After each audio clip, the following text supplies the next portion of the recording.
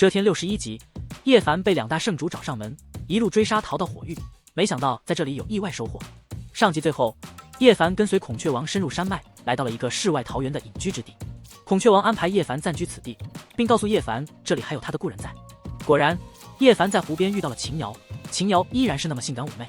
秦瑶好奇叶凡如何能逼出妖帝圣心，而叶凡则以幽默回道：“他自己跑了，关我什么事？”秦瑶问叶凡是怎么来到这里的，而叶凡如实回答是孔雀王带来的。秦瑶告诉叶凡，颜如玉他已经闭关修炼了，上次的战斗让他们损失惨重，只有少数精英逃到了这里。秦瑶对叶凡的秘密充满好奇，而叶凡则巧妙地回避了他的问题，没有透露太多。几天后，秦瑶再次出现，带来了关于叶凡与姬家对峙的消息，这已经在当地传开。叶凡的名字与姬皓月、瑶光圣女等年轻人杰并列，尽管他的修为和来历不明，但他的名声已经不输于他们，这让叶凡感到更加危险。他知道自己已经成为了众多势力关注的焦点。秦瑶对叶凡被追杀的原因很好奇，但叶凡并没有说太多，只是含糊其辞，将责任推给了姬家。他还询问了庞博的情况，得知庞博安全无恙后，叶凡稍微放心。秦瑶时常出现在叶凡的木屋前，两人的互动充满了暧昧和挑逗。在一个朦胧的夜晚，秦瑶在水中嬉戏，挑衅地问叶凡在看什么。叶凡答道：“看妖精洗澡。”秦瑶笑了一下，说道：“依据可靠消息，你似乎得到了姬家一种秘术，才导致他们追杀，是不是真的？”这让叶凡感到震惊，他意识到如果这个消息传开，他将面临更大的危险。秦瑶从水中走出，她的美貌和身材让人着迷。他再次追问叶凡关于秘术的事情，但叶凡依然没有透露太多。秦瑶挑逗叶凡，想套话，让叶凡说出更多秘术的消息。在诱惑和挑衅中，叶凡积极配合，揽过秦瑶的小蛮腰，非常富有侵略性，道：“为了证明我是男人，今天只能大开杀戒了。”秦瑶轻笑，脱离叶凡的手臂，伸出手托起叶凡的下颌，道：“大开杀戒。”见秦瑶如此大胆，叶凡笑道：“你都不怕，我还怕什么？”秦瑶笑得甚是妩媚，小屁孩，你太小了。看来真的要证明。叶凡拨开秦瑶的手，大步上前。秦瑶轻飘飘的远去，背影渺挪，笑声在夜空下回荡。最终他逃之夭夭。秦瑶没有叶凡想象中的多么开放。1个月的时间里，叶凡在这里静心修行，他的天脉变得更加粗壮和晶莹。他感到自己即将逼近修行的彼岸，也许不久之后便能利用元实现境界的突破。在修行的过程中，叶凡的神识变得异常敏锐，生命精气充沛，身体状态达到了巅峰。与此同时，颜如玉一直在闭关，没有人来找叶凡温养妖帝圣心，似乎他们已经察觉到了一些变化。孔雀王的故友北域的青蛟王带来了许多关于北域的消息，虽然他本人并未露面，但消息已经传开。北域最近并不平静，太初古矿出现了许多奇异的现象，引起了众多修行者的注意。秦瑶时常出现在叶凡的木屋前，告诉叶凡不少外界的消息。青蛟王希望孔雀王能移驾北域，而瑶光圣地和姬家也在准备派人前往，北域即将发生重大事件。叶凡对此感到好奇和激动，他希望能借此机会离开南域，避开姬家的追杀。然而，就在叶凡准备离开南域之际，孔雀王的隐居之地突然遭到攻击，瑶光圣主和姬家圣主到来，带着强大的力量闯入。孔雀王和青蛟王并肩作战，面对强敌毫不畏惧。瑶光圣主和姬家圣主展现出了惊人的力量，每一步都让空间塌陷，如同神王巡天。叶凡感到大事不妙，他的宁静生活再次被打破。在这场突如其来的战斗中，叶凡看到了瑶光圣女、华云飞、李悠悠等年轻英杰。面对姬家和瑶光圣地的联袂攻击，孔雀王和青蛟王的并肩作战，为净土中的妖族修士争取了一线生机。叶凡意识到自己成为了众矢之的，姬家圣主的点名几乎等同于宣判了他的命运。秦瑶担忧叶凡，嘱咐了关切的话。随着战局的爆发，净土中的妖族修士面临着前所未有的危机。孔雀王和青蛟王的联手尽管强大，但面对如此庞大的力量，形势依然岌岌可危。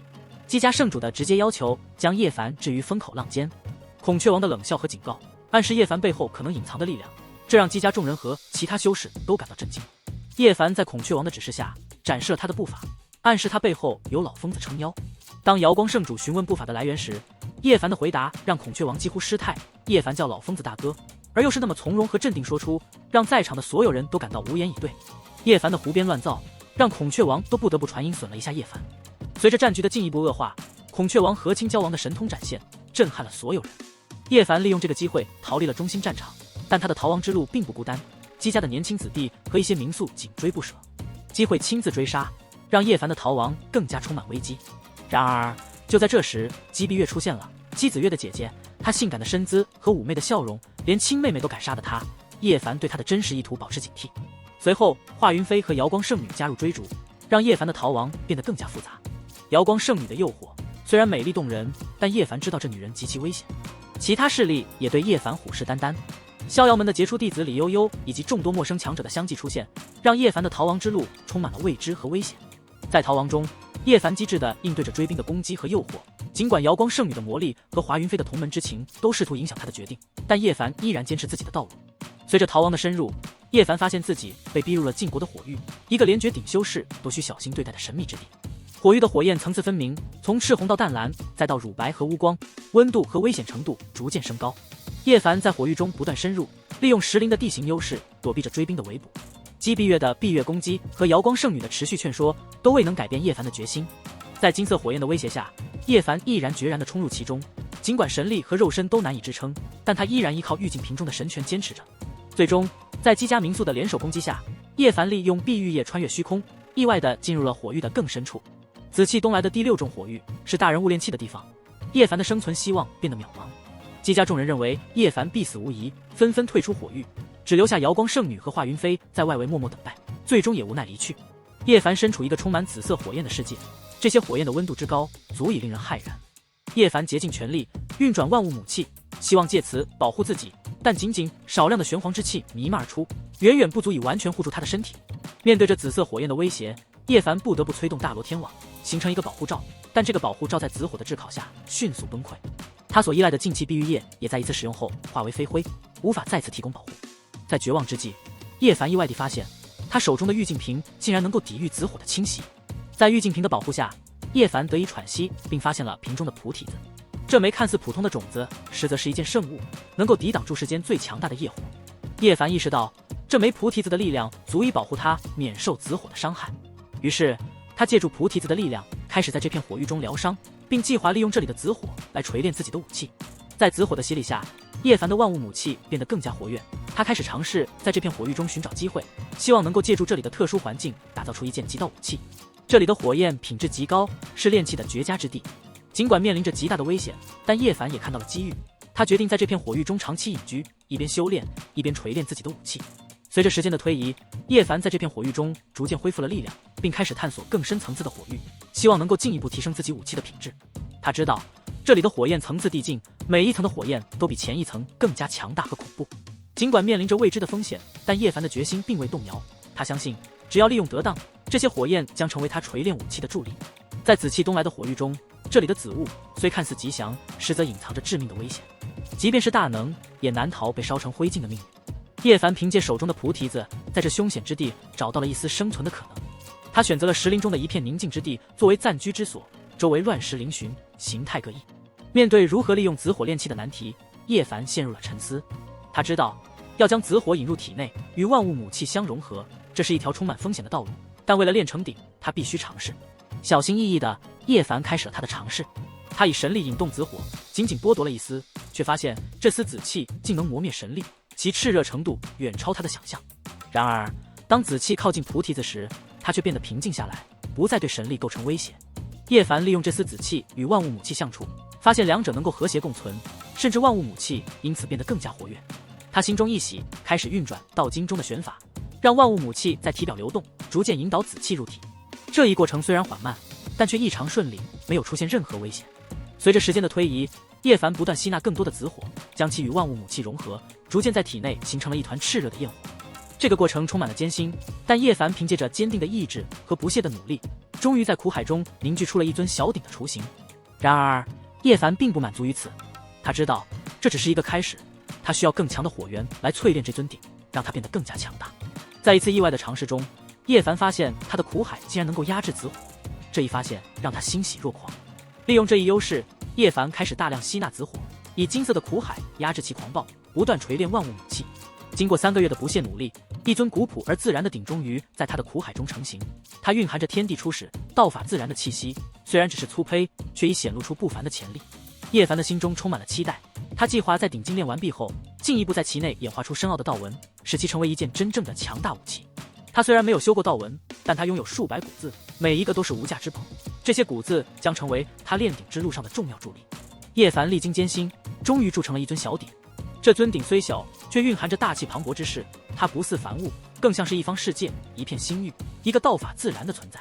万物母气的珍贵，加上其元根的稀有，使得这尊鼎的诞生充满了传奇色彩。叶凡对这尊鼎的喜爱之情溢于言表，他试图将其祭出，却发现鼎之重，竟如山河一般，难以撼动。经过一番努力，他终于将鼎祭出，却发现其威力之大，轻轻一震，便让周围的巨石化为齑粉。这尊鼎的恐怖之处，让叶凡既感到喜悦，又感到忧虑，因为它的重量和威力远超他的预期。叶凡明白，自身实力的提升才是驾驭这尊鼎的关键。于是他选择了一片新的石林，开凿洞府，手握菩提子，开始了新一轮的修行。在孔雀王的空间中，他已有所成就，只需再进一步，便可登临神桥绝巅。他有信心在这片火域中实现自我突破。然而，就在他准备炼化元时，进一步提升修为时，却遭遇了迷失之祸。他的五感变得模糊，灵觉几乎丧失，仿佛被困在了一个迷雾重重的世界中。叶凡很快意识到，这是神桥境界的一种修炼状况，是他在修炼过程中忽略的部分。面对这种生死考验，叶凡没有恐惧，没有惊慌，而是选择了坦然面对。他放下了原石和菩提子，决定依靠自己的力量闯过这一关。这是一个问心的过程，是一个修炼者必须亲身经历的历程。在经历了长达2个月的迷失之后，叶凡终于领悟到了彼岸的真谛。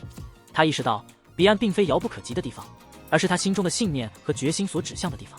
当他的五感被剥夺，灵觉几乎消失时，他依然坚持着自己的信念，最终成功的穿越了迷雾，恢复了五感，并且灵觉变得更加敏锐。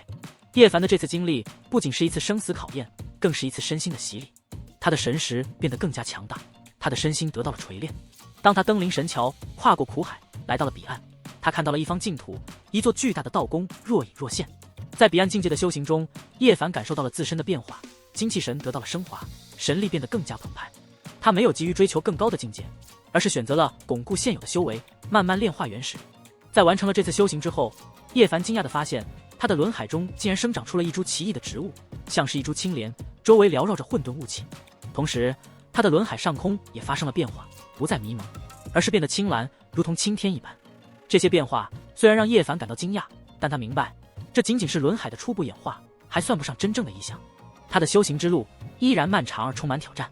然而，正是这些挑战和变化，塑造了叶凡坚韧不拔的意志。